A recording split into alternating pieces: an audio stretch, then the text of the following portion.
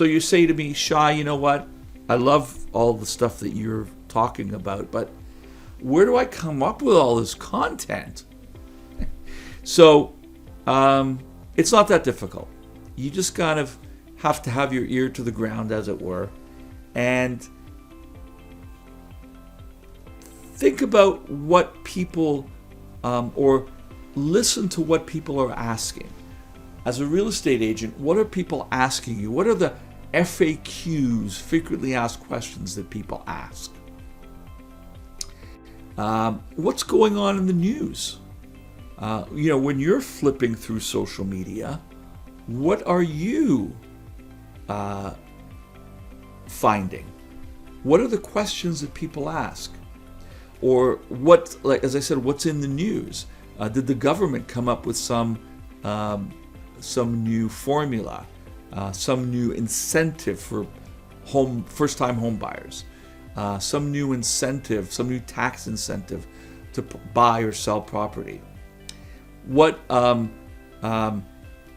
interest rate going up? Our interest rates going down? Is the government putting more money into housing?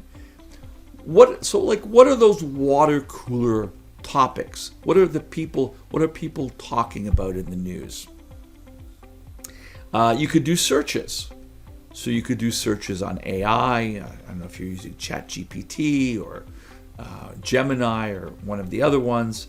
You could do searches on.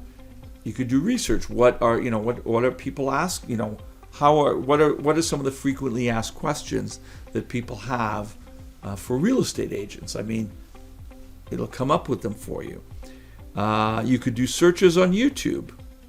On Google, you go on People Always Ask.